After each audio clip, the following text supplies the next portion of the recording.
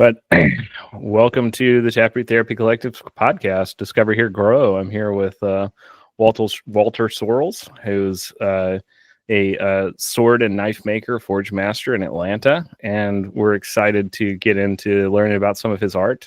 We tried to connect for a while, but I finally tracked you down, and one of us will die with honor, today. So I've heard that you're a good teacher. I would like a lesson, is what I have heard you're supposed to say when you go into the opposing dojo and you're challenging the master of the. So, can you tell us a little bit about your work? You're in Atlanta, and you're a blacksmith and you I don't want to say forger, because then it's maybe the IRS will come after you. But what do you call yourself? Do you still go by blacksmith, or? Yeah, I mean, honestly, I do a lot less blacksmithing than I used to. When I got started, I was making Japanese swords pretty much exclusively. And, just over time, I kind of evolved into making more modern knives and kind of production type knives, semi-production knives. And actually, these days, I'm making a lot of tools. I make tools for Japanese sword making and just general knife making. So yeah, I've seen your work. That was what led me to reach out, and then I couldn't believe you're so close. I think I saw like a Japanese sword that had a burl saya, which is, carving burl is hard enough. I can't imagine having to be able to keep it, pretty, and also get it right. So, you're quite a craftsman. Are most of those pieces kind of commission, or do you make a lot and take them to specialty markets, or how does that work? So when I got started, it was all commission, Japanese sword stuff. So people would say, I want a sword yay long, and, specify all kinds of stuff about it. And that is just a giant pain in the neck. So over time, I've kind of evolved away from doing custom work. It's one of those things that you learn a lot from doing custom work, but at the same time, it's just if this is your income, if you're doing it for fun, it's one thing. But if it's your income source, you're always dependent on whether somebody likes it, whether it was the thing, there are a lot of people who buy stuff just generally, and they feel like, if I just buy this thing, my life is going to be so much better. And especially people who kind of nerd out on a particular sort of thing, and they're spending a bunch of money on it and all that sort of thing. They have all these expectations, and you just never know. Sometimes it's a train wreck, and it's usually not anything you did. It's just that, they had expectations that don't align with whatever you actually produced. And you get people that want custom art, but they don't trust the artist to kind of put themselves into something, or that's kind of true. And so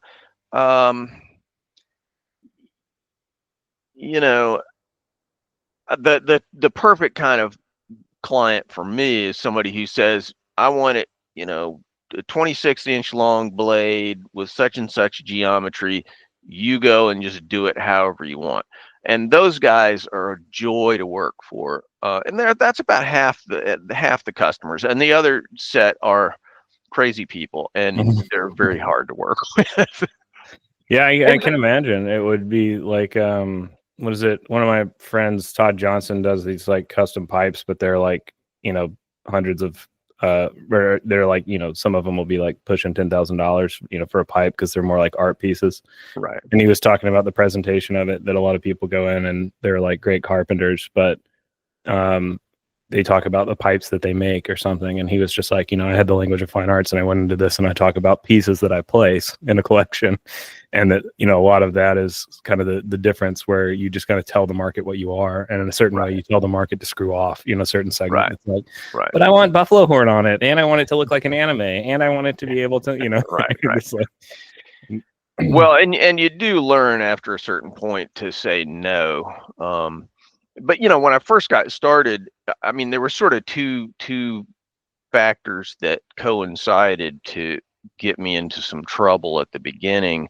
The first was really just not knowing what I was doing. I mean, from a commercial perspective, I'd been a writer for a long time. That was really my real profession until I got. What did you write? I was a novelist, so I wrote mystery novels. Cool, like kind of film noir, hard boiled, or more true crime, or what was the? Man, I've written everything. I started doing legal thrillers. This would have been back around 1990, I guess. No, is that? Well, anyway, whenever it was a long time ago. And I sort of evolved out of that, and I had different pseudonyms, and I ghost wrote things, and I mean, just endless stuff. I mean, and this sort of dovetails with the second part of the issue for me. The first was I didn't really know how long it would take to make some of these swords and things like that, and so I kind of committed myself to some things that were you know, that I underpriced, and I just didn't realize how long it was going to take to deliver them. The other thing, though, was, you know, when I got started doing this, I was just in a financially precarious position, and I just needed the money. And so I said yes to some things that, you know, in retrospect, you know, were a mistake. But what got you into Japanese swords and katanas the way that, I mean, because there's a lot to that process. It's not like usually that's not what people start with, you know. Well, you know, I was a Japanese martial arts nut for a long time. I did karate for about 20 years. I did a Japanese sword art called Shinkendo, probably for, you know, a little under a decade. And, you know, I did various other things, Brazilian jiu-jitsu and stuff. And so anyway, actually, I mean, specifically what happened was I was going to write this book that was going to have a main character who was a swordsmith. And, you know, so I said, well, I mean, I always like as a writer to get my hands around stuff, you know. I want to go to the neighborhood where the thing happens, you know. I want to meet the guy who does the thing, you know. And so in this particular case, I was like, well, let me just screw around a little bit and figure out how, you know, how it works physically, like what it feels like in your hand to do this stuff. And I really just farted around, and I mean, I got the bug like that. It just hit me like a hammer. You know, so I really went probably 15 years where in essence I was doing 2 full-time jobs. So you know, I would write at the beginning of the day, and then I'd start doing sword making in the afternoon, and sometimes that would run up until, you know, midnight or something. And it was just 7 days a week of work. And after a while, I finally was like, I just got to do one of these things. so I've been doing this full time for a decade or so. Yeah, I haven't like written published fiction for a while, but I used to a little bit, short form stuff. And I would notice that a lot of what I was trying to write about, I was kind of trying to chew on something, and it ended up becoming, even though it's fiction, like it ended up kind of becoming something that I was working on artistically or personally. And the characters that I was kind of being, what if a guy did this? And I would go learn about that. So I know what I'm talking about. Right. You know, it ended up being something that I just kind of wanted to do, but, you know, on some level it wasn't, didn't see myself as, but could see a character as. And then I don't know. Can you say anything about that, or was that a similar thing? I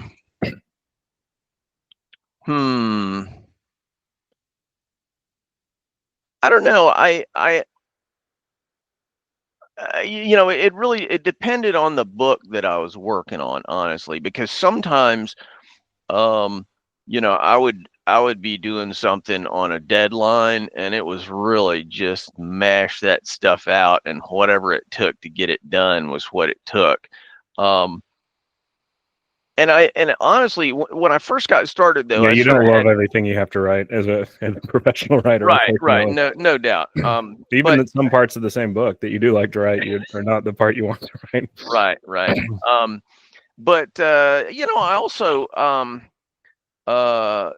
when I first got started, I do a lot of research. I mean, I got a job selling cars one time for a book that I was working on.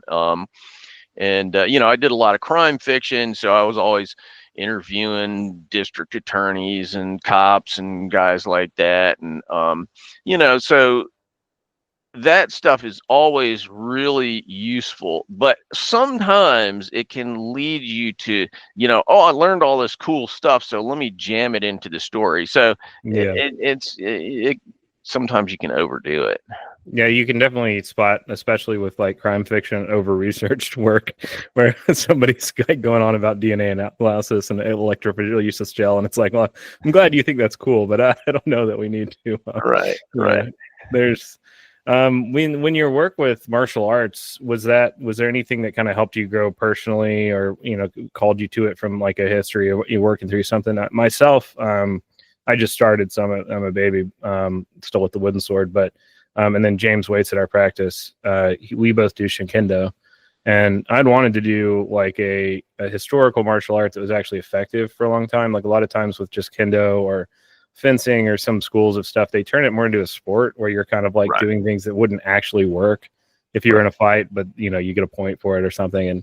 And so I always wanted to do something that was like, really effective, and Shinkindo was. And I was working through some things. I had kind of had a point where something happened, and I realized like I need to learn on to be more assertive, and I need to really deal with some of the stuff that I'm running away from. And just things like as simple as like having to keep your weight forward, it really like challenges my posture. I feel all this stuff kind of come up from childhood where I don't feel like it's safe to be assertive. And I mean, it psychologically is hard and draining, which is, I want to do something hard that makes me grow at this point in my life, which is kind of why I'm doing it. What was your relationship to kind of martial arts and stuff before you got into that brought you to the sword making? Well, I think that a lot of martial arts people are, kind of nerds who are compensating for, yeah, guilty, their childhood, but also my sister's ex-husband, who actually just died last night. Sorry to hear that. Well, yeah, it's a sad thing. Anyway, he once said to me, I'm a nerd athlete, and I had this weird sense of recognition. Like at age 40, I realized, oh yeah, you're exactly right, Joe. I'm a nerd athlete too. I'd always loved athletics and was a, pretty athletic person, but I never conceived myself as a jock. I was always the nerdy, brainy kind of guy. And so, I felt like martial arts is a really natural avenue for people with that kind of psychology, I think. But beyond that, I think everybody goes into martial arts and learns something different. I mean, I've known people who said I was out of control, and this helped me, control my aggressions. I've known people who said I was too timid, and this learned to make me more confident and aggressive. And so, I think everybody has to find their path inside of a martial art. And that's really part of your job as a martial artist. It's not just kicking and punching or whatever. It's turning your eyes towards yourself and trying to figure out, okay, who is this guy that's doing this thing, and what will then make him more effective, Killing the opponent on the inside, kind of embracing the shadow and all that Jungian and Joseph Campbell stuff is definitely relevant. Yeah, absolutely. Absolutely. Well, I mean, a Japanese sword is not an easy thing to jump into making. I mean, you've got multiple types of metal, you've got clay tempering, you've got, really specific tolerances. I mean, you can kind of bring out a European broadsword that's serviceable, but that's a complicated thing. Can you say anything about kind of that process? And yeah, I mean, I am, part of my nerd quality is that I just love learning things, and I'm very focused and very, when I dive into something, I really hit it hard. And so I just immersed myself in it. And of course, I'd been using Japanese swords for a while, and, I had some concept of what this tool was supposed to do. And that really, I think, helped me frame how I went about it. And maybe it's a little pretentious to say it increased the seriousness of what I was doing, but I did want to, like, there are a lot of people who make Japanese kind of styled, sharp, pointy things who don't really work too hard to get the historical details right and that sort of thing. Yeah. And that was something that was very interesting to me, and it was important to me in terms of what I was trying to do. And so, I never went to Japan. I was never apprenticed or anything like that. But I mean, I read every book in the English language about Japanese swords. I talked to people. Of course, I did train too. And so, I just kind of triangulated and tried to cram as much information as I could into that experience so that what I was making, fit into my idea of this sword. Mhm. Now, I would also say I was never trying to be like a Japanese sword maker. Everybody who's Hattori Hanzo or something. Right. I mean, everybody who's in martial arts for a while will meet some people who try to become Japanese, sort of. They imagine themselves to become. I was never into that, and so I always felt. I mean, it's partly kind of an uncomfortable thing, and probably in certain respects, it's why I've stepped back a little bit from Japanese sword making, because I just felt like after a certain point, there's a limit to where I can go with it. But I always felt like, hey, I'm an American guy making this stuff. I was never trying to project myself into some mythical Japanese world or something. And so, basically, I it can get went out there uncomfortable and when you tried look at some people, like, it gets uncomfortable the way they mythologize the self and like pretend they're part of some lineage where it's like, oh, okay, Yeah, exactly. So anyway, I just really immersed myself in it and tried to learn as much as I could. And a lot of it's just trial and error. And, I think a lot of people feel like they need to have somebody teach them to do X or Y or Z. And I've always been a little bit of an anti-authoritarian, do-it-myself guy to a fault, and there are advantages to having that kind of character, and there's some very severe disadvantages to it. And sometimes, I have to fail 12 times when I could have just failed 3 times if I just asked somebody, but I just don't a lot of I had a conversation with my wife last night about her daughter who's 7, and she's and we were telling her, you can just do things in this order and this is how it works. And she was really trying to break the whole system and reinvent the wheel and find out a new way to do it and kind of getting in trouble. And I was like, no, look, you can do it this way, and this is what everyone's done, or you can do what you're doing, but you're probably going to be here for 3 hours doing this chore that you don't want to do.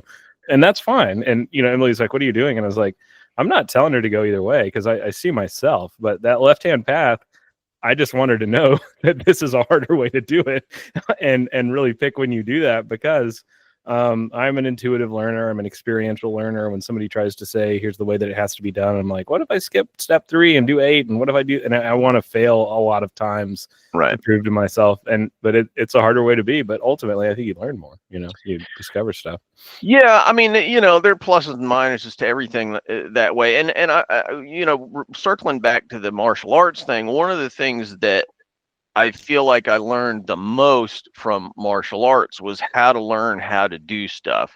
A lot of the things that I learned to do early in my life, I learned, frankly, in a half-ass way, because I was such a cussed individualist about it, and having somebody say, okay, this is the sequence of stuff you have to learn, and you just have to do it this way, and don't ask any questions, or at least, you can ask questions, but the answer is always going to be the same thing, That actually has helped me learn other things subsequently a lot faster, because I spend a little bit less time screwing around, whereas sort of my MO when I was a kid for learning something was kind of undirected. It was sort of like, hey, here's a bunch of stuff, let me try and make this thing or do this thing. But I didn't have a real rigorous practiced, sequential way of getting through something. And actually a lot of times it's a lot faster to do it that way. Well, I mean, can you talk about the process of making a sword? I mean, we did an episode on katanas and talked about it a little bit, but it's like, you're clay tempering to bend these things. They're different on the spine than they are on the edge is part of one of the important properties. And then a lot of people, fold multiple kinds of metal or have, different, or there kinds of like, because Japanese swords, to me, it's this kind of fusion that I like, because I like beauty and I like art. But I also like functionality. That's what draws me to things like architecture, where it's like, there's a lot of modern architecture that I feel like just doesn't work, even, and people are like, oh, it's pretty. And it's like, when I, and I love metallurgy, and I know a lot of, or, I'm not talking to a blacksmith, but I'm kind of a metallurgy nerd, but I also, like beauty. And so it's like, when I go to the fair and, my wife will be like, oh, this is pretty. You like knives? Don't you want one of these? And it's like, when I see that someone's taken like a railroad tie and forged it into a knife, I'm just like, this is a tool steel. Like, it's not like this is made to bend and be flexible. This is not, it doesn't matter that it's pretty. This is not how you make this. And there's a Japanese sword that is kind of building, form and beauty together in a way that is very hard. Yeah, I mean, it is a classic form follows function kind of thing. Well, so anyway, I'll just talk briefly about the process of making a Japanese sword. So traditionally, the starting point is the steel, and so steel in Japan was directly smelted, which, not to be too nerdy about it, was unusual in terms of the metallurgy of steel and iron in history.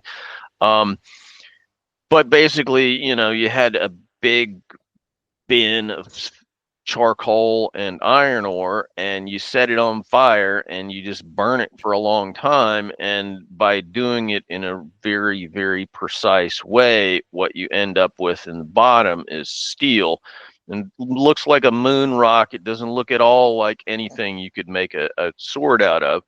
And so you have to then refine that. And so there were many, many different techniques in Japan, but they all basically involved taking, busting up this chunk of steel, smashing it, layering it, and then heating it so hot that all those layers would stick together. So then you would draw that out, fold it over, and do it again. And you just had to do this over and over because there was so much crud in the steel, and the carbon content was heterogeneous, and there were all these different factors that made it necessary to repeat this many times. And that process yielded a steel that was beautiful. It was just visually interesting, especially if you polish, it in a certain way.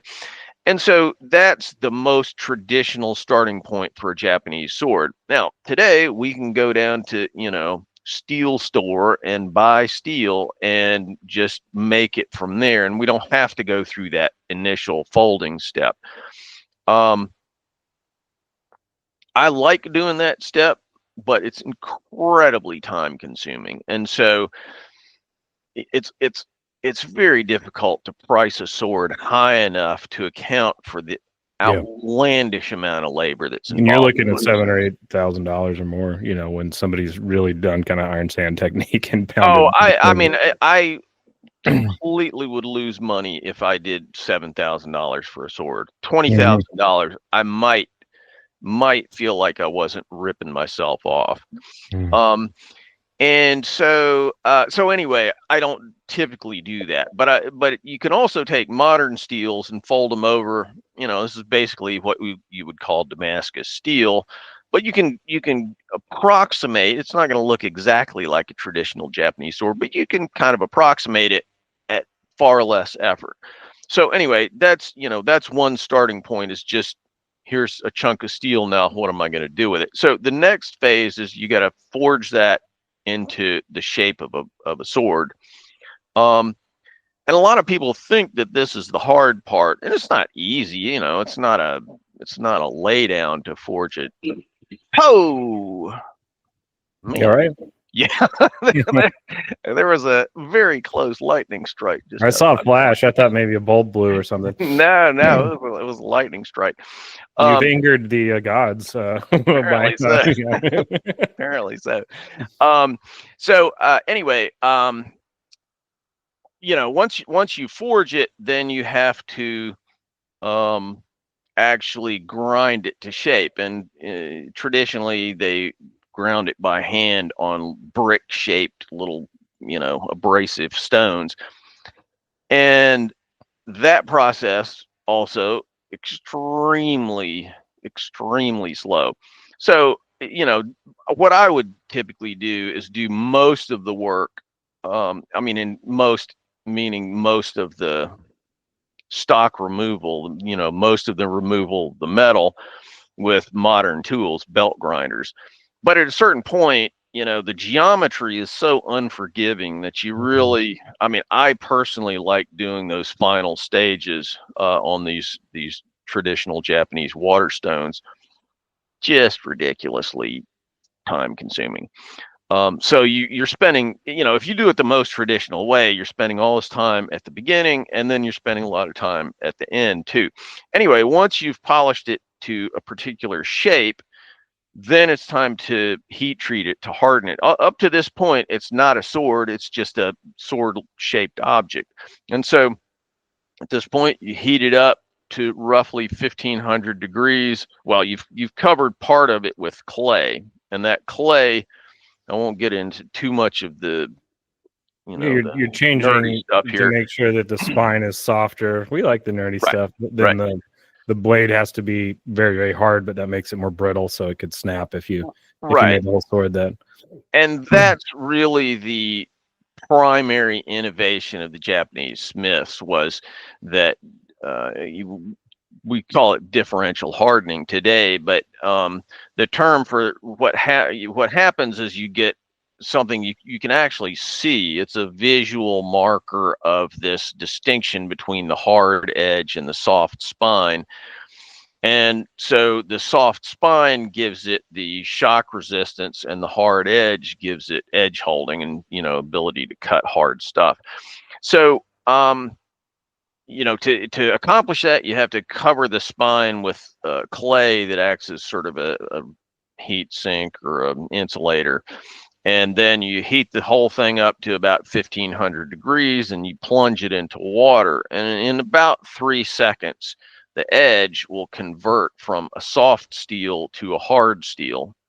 And that hard stuff we call martensite today. But when you look at a Japanese sword, that martensite edge and pearlitic spine is actually visually distinct. And so there's this little wavy line called the hamon that runs down the blade. And that's an artistic feature of Japanese swords, and different sword schools do them different ways, and you can tell a lot about where the sword was made and who it was made by and when it was made and all that sort of thing by how the hamon is shaped.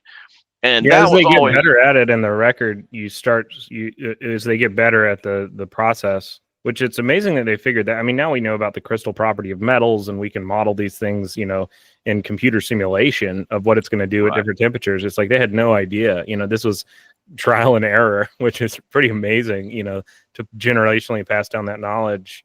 The flip side of that, though, is that you have generations to get it right.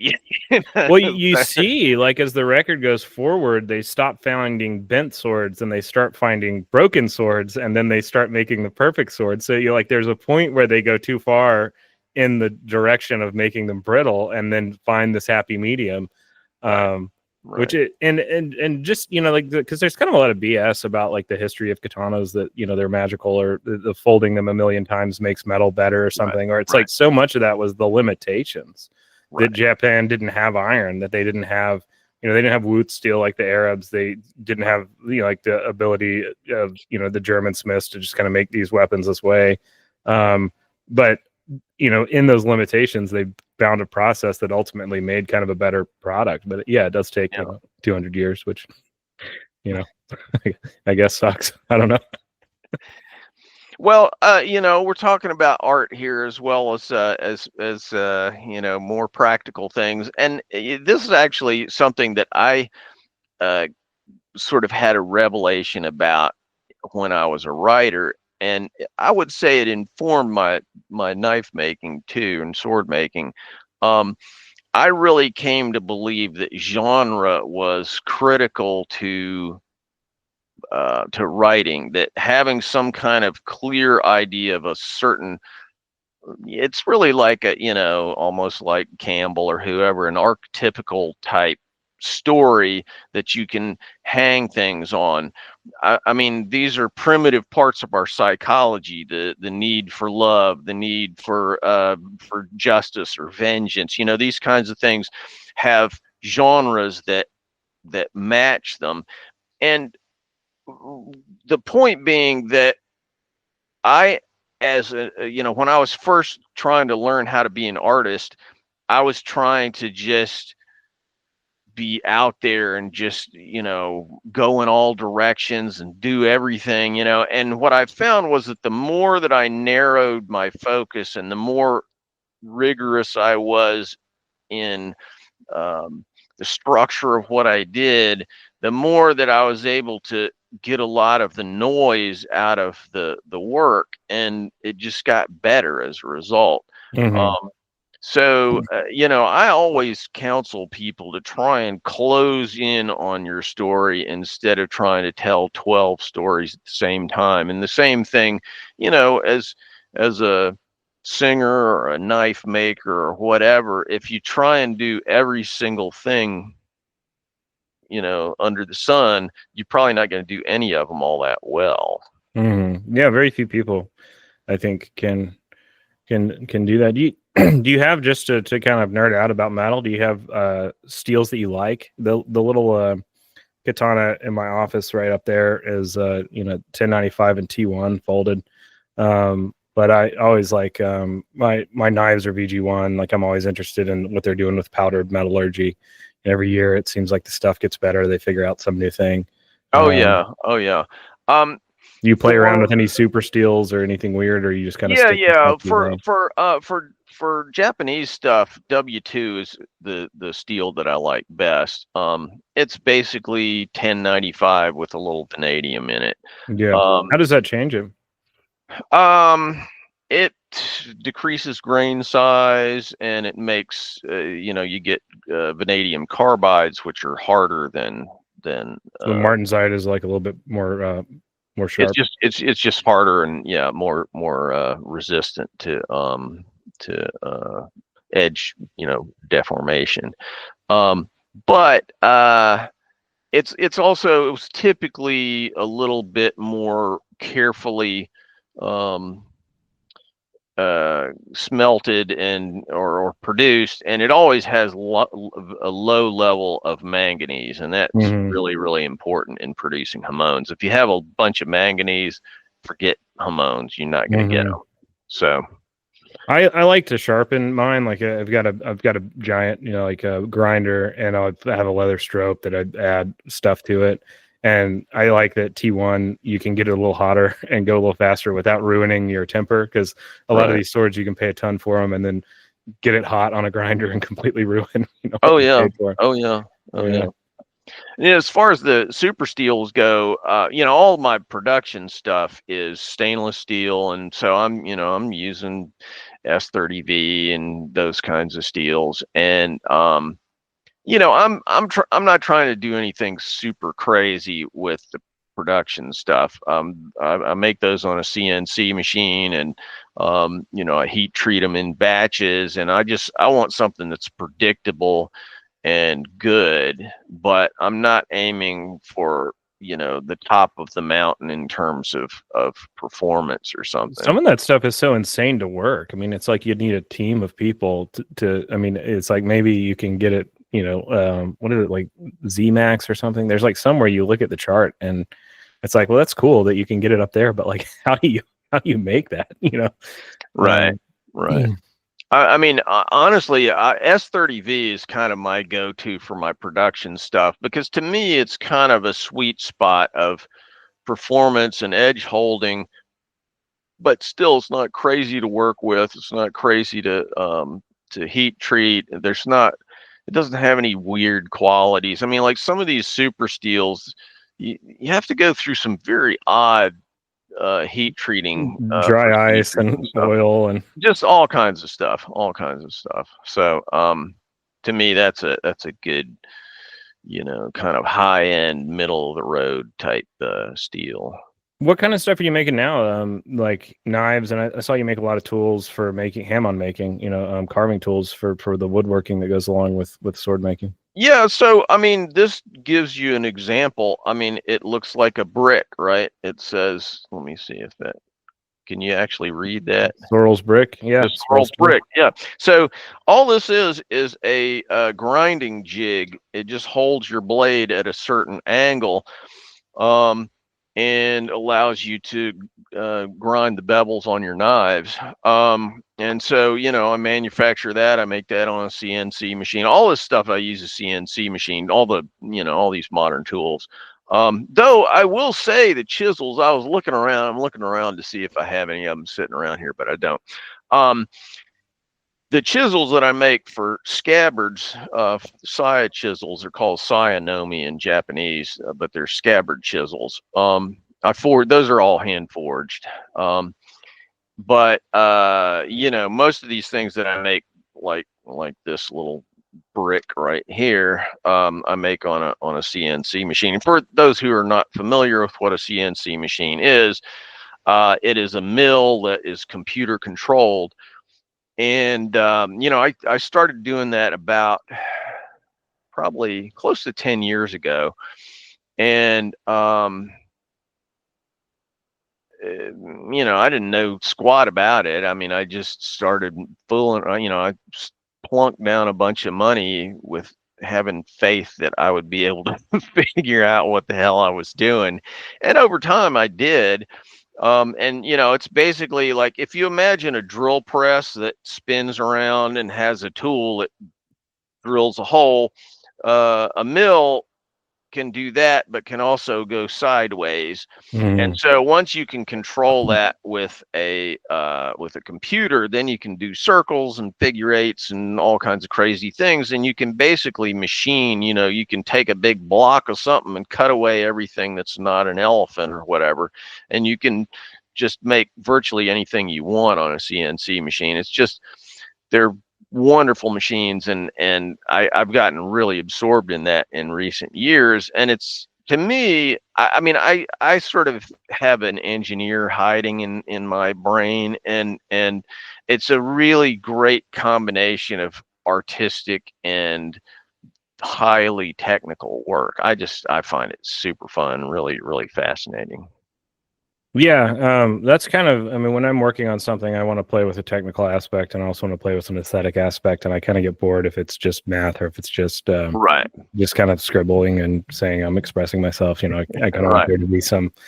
So I don't know. It's a frustrating dragon to ride, that one, but it takes you some interesting places. Yeah.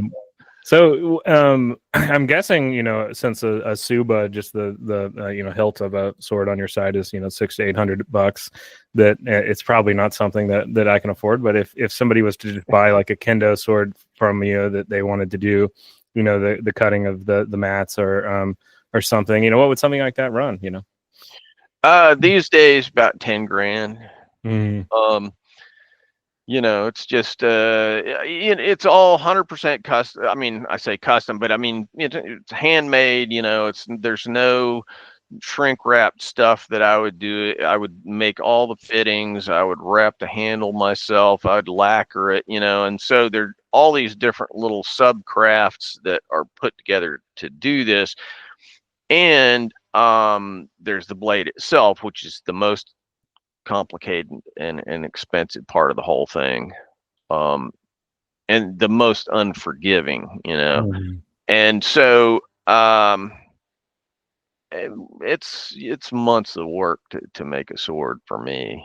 Mhm. Well, so artistically, what are you chewing on now? Like, what's the modern kind of practice look like? What excites you about what you're doing? I saw that there was a lot of the kind of like copper folding. What's the word for that?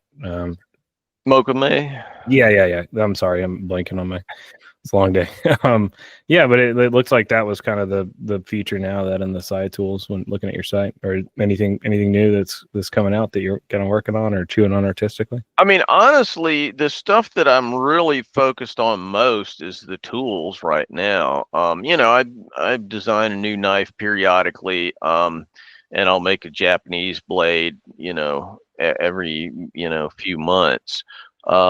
Usually these days I'm just making tantos. I mean, honestly, I can't tell you the last time I made a katana, several years ago. And you know, I just sort of got so involved in the production stuff and the CNC and all that it just, to juggle really 3 different things. Plus, I mean, you know, I do basically 1 YouTube video a week, and that's 2 days work pretty much. Are So, those open? Like anyone can watch them? Or those things you sell as classes or things?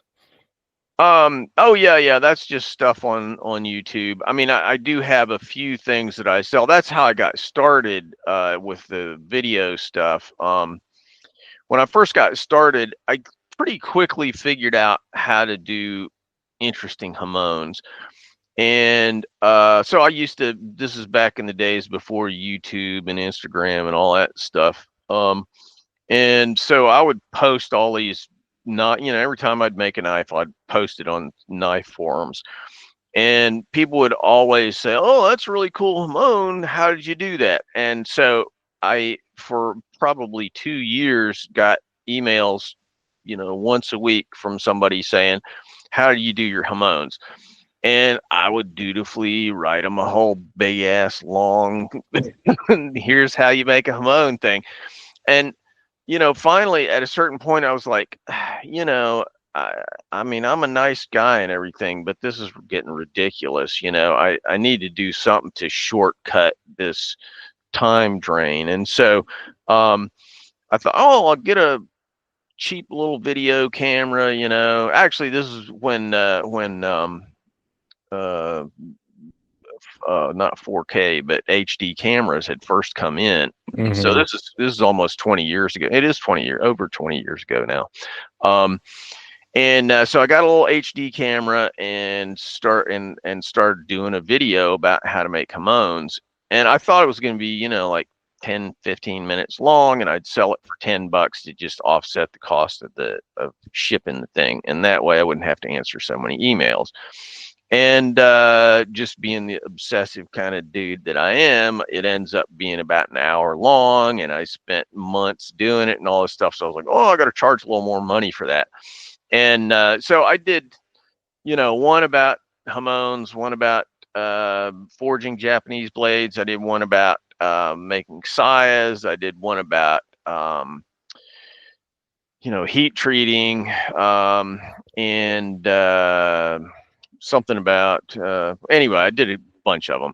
And so that process, you know, of making all those things, 5 or 6 years later, YouTube came out, and I just sort of slid into YouTube, really just trying to hype these. I was just trying to sell the videos, you know.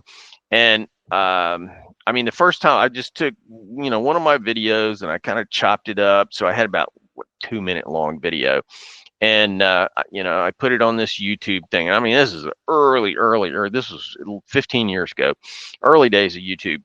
And I just stuck it on there, and, you know, well, let's just see what happens. And, you know, nobody really bought my videos as a result of this. And I came back about 3 months later. I was like, well, let's just see if anybody watched it. You know, like 250,000 people had watched the video. I was like, okay, there's something I'm missing here. And I'm not sure what I need to do here, but I know I need to do something. And so I just started posting videos, and I've been doing it for 15 years now. So I've done like 500 videos on YouTube, and that's kind of my marketing thing, I guess. But it's very time consuming. Anybody who's done video, as you know, doing a podcast, you think, oh, I'll just take some pictures. Color correcting for 40 minutes before you can even start to cut out the silences or something. Yeah. Right. All that stuff. It's ridiculous. But that's kind of the story of my life, is just doing really labor intensive things that a smart person would hire somebody else to do. Those are the guests that we look for, because the kind of rugged individualism meets reality, and a lot of times there's the innovation. Do you have any thoughts on kind of like art writing, or your process of how your psychology changes over time, or you kind of work through anything or figure things out about yourself while going through that kind of artistic development and professional development process? I always tell people that I am the exact same person I was when I was 13 years old. I really believe that to a large degree this is true. What I feel like my life has been about is not changing who I am in any serious way, but in becoming more effective at making my 13-year-old self move through the world. Yeah. So it's been more instrumental stuff, but I was always just confident and happy in who I was. And, so I've never been somebody who struggled in any deep way. I always struggled with stuff out there, but I never struggled with myself, really. And so, what I've just tried to do is just be a little more effective and a little bit less, accept the things that I suck at, and if I can ameliorate them, that's great, but I'm not going to try and change them, because most of the things that I suck at are not, things that are going to wreck my life. So yeah, and if you're one of my patients that's listening, I swear I didn't set Walter up to say that, but a lot of them have heard me say that, like, in doing this podcast and reading the biographies of artists and psychologists that I think are interesting, that it isn't really discovering or figuring out anything new. It's figuring out how to go back to who you always knew you were, but be less ashamed of that and more effective at that in the world. It's dealing with the world's reaction to you, not really figuring out what you need to do. But you also want to be careful with that, because it's like, talking about Joseph Campbell, as soon as you stop changing on that monomyth, as soon as you stop changing on the hero's journey, what are you? The antagonist. The antagonist is someone that's frozen at some point in development. And so there's always that insecurity of like, have I stopped growing, or am I really going back to what I knew? It's like only intuition kind of shows you those dual perspectives, the truth between things that might look the same, but subjectively, we can tell the difference. Yeah, I mean, I've always felt like I'm somebody who just likes challenges, and so that force. I mean, if you always, it's the sort of the shark that has to keep swimming kind of thing. So I always feel like it's not like I have to knock myself out trying to find new things in my life and new challenges. That's what I just swim in. That's just my world. And so there's always something new. There's always something I'm getting excited about. And, I have no insight into anything therapeutic in life, but what I would say about my own perspective about myself is I'm just not all that interested in myself. I'm not that interested in my problems, or I'm not that interested in why I can or can't do this, or what, I just try to focus on things out there, and do things that are interesting to me. And what I have always found, and this is actually something that they talk about in Japanese martial arts and Buddhism and so on, is that if you do a practice, and you just do this thing, and you don't think about why you're doing it or whatever, but you just do it with fullness and seriousness, whatever your personality is will just manifest itself. And you don't have to be, looking inside, navel gazing too much most of the time. If I you feel like find, that's the death of art, is over analyzing why you're doing it and who you are and how to do it. You just kind of have to find this flow of being 100%. you through what you are doing. Which, people will say, but how do you do that? Right. Tell me how to do that. Well, I mean, in truth, it's harder than it sounds. It sounds like, oh yeah, just get up and just do it, man. Yeah. But it's harder than that. But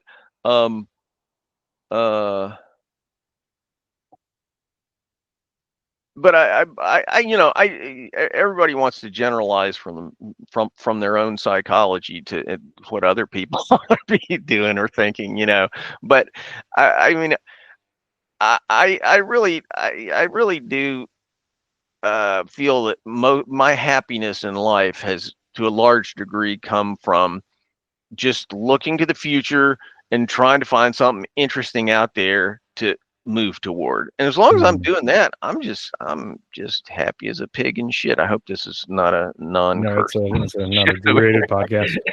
Trying to make it a little bit more cool and democratized and approachable, and not like, I'm the psychology knower who is logged on to teach you, but just kind of, you already know how to do this. Just remember, it's kind of the vibe of the podcast. So please, any weird political opinions or blue jokes you want to get off your chest.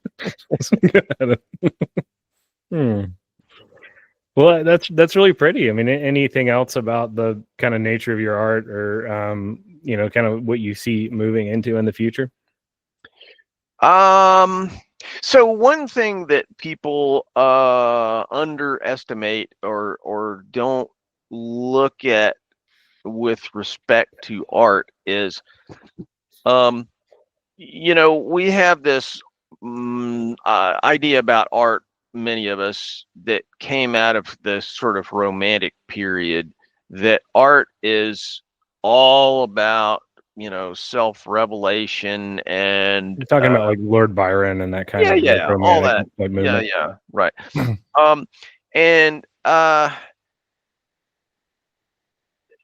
if you went back another 100 or 200 years, you would find that virtually all artists consider themselves, pretty close to guys that make chairs. You're a craftsman, and that's where you start, is making stuff. And part of making stuff is that you have to find customers who will pay for you to make the stuff again. Yeah. And now, look, most people who make art are doing it, for fun or self-fulfillment or whatever. It's a hobby or whatever. But in my case, I mean, I've been a working artist since I was, in my 20s, and sometimes that pressure to do stuff for a marketplace can be oppressive, but a lot of times it's kind of clarifying. It gets you away from like, oh, look at me, I'm an artist, look how self-important am I, and you're like, okay, I'm making chairs here, and when you come back to that, it makes making art easier. There's, like, it's easy to be intimidated by art and like, oh, I'll never be Beethoven, but if you think of yourself as a guy who, makes chairs, it's not so intimidating. And again, it gets back to that, martial arts thing of do the thing as sincerely as possible, and you will start to find yourself in that work no matter what. Well, you're speaking to something that really speaks to me, because, I write a lot about anthropology and stuff. And it's like, like we had to make houses, we had to make swords, we had to make pipes, we had to make chairs. But then in doing that, we kind of had to make them be in conversation with a culture, and we put little things into them that make me different. People didn't have to make them beautiful. They just sort of want to do that. And so it's like, I work with a lot of creatives, and that's what I always tell them is like, I don't know what kind of art I want to make. I don't know, poem, whatever. I'm like, no, just go make a thing, and then the art comes from that, you know. And the artists that I profile and write about, like I love the history of like lounge chairs specifically, right, about the Eames and how they kind of are in conversation, anticipating a future they don't even really live to see. You know, some of Ray Eames's last stuff is almost bumping up against predicting the internet. You know, I feel like some of his hypertext stuff and architecture, you know, also is doing that. If you just kind of draw something weird in AutoCAD and then, you know, Frank Gehry it, it's like it doesn't work. You know, then you got to go back and do exit signs and fire lines and where do you hang the stuff, and then the flow doesn't work. It's not archetypal, you know. Right. And but you're making a pipe, you're making a chair, you're making a sword, you're making a building. You're in conversation with something that people need, what you start with, and then it sort of becomes you. And that's always like the journey that I'm tracking when I biography artists on our podcast or on our blog. So it's such an interesting thing. And, you know, the limitations of Japanese metallurgy are sort of what make it become what it is, you know? Yeah. And, you know, to me, one of the great things about, you know, any kind of craft, physical craft, is that the materials are the materials. And, you know, you just work with again, those limitations. You know, if you're making something out of bamboo, you're not going to make a skyscraper out of it. You know, if you're making something out of you know, chicken wire, there are limitations to what you can do with chicken wire. And if you really dig into a particular material, it's going to take you someplace. And that discovery, I mean, you know, one of the things that people kind of fetishize in, you know, in our cultures, you know, the transcendent genius who figured out how to do this or that. And so often I think geniuses are people who were just really attentive to something, you know, a material or a process or a requirement that other people had just kind of said, oh, that's never, we can't get over that or whatever. And so they just keep dogging this thing, and materials are one of those things. You can find a new material and just really dig into it and play with it and screw around with it and hold it up to the light and feel it, you know, and it just starts getting into your bones. And that process in making stuff is really satisfying to me. Well, cool. Yeah, that's really beautiful. I appreciate your time and reflection there. Well, thank you. Anything else you want to add? And what can I point people to in the show notes? Your website and then YouTube channel? And yeah, sure. So just, you know, Walter Sorrells Blades is my Japanese sword site. And if you go to YouTube and say Walter Sorrells swords or blades or anything like that, it'll take you to my YouTube channel. I mean, you know, I got Instagram and all that stuff too, but YouTube's really kind of my main platform there.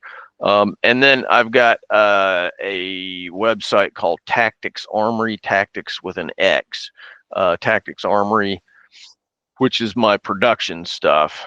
And then I actually just like 3 days ago made Sorrells Tool, which is my new website, sorrellstool.com.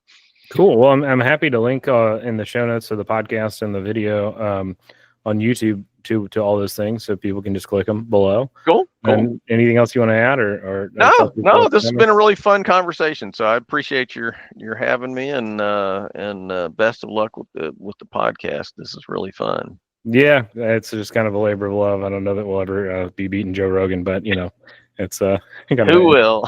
Yeah, yeah. Well, Joe Rogan might be beating Joe Rogan one day. We'll see. Yeah. Let me. Well, thank you so much for your time. My pleasure.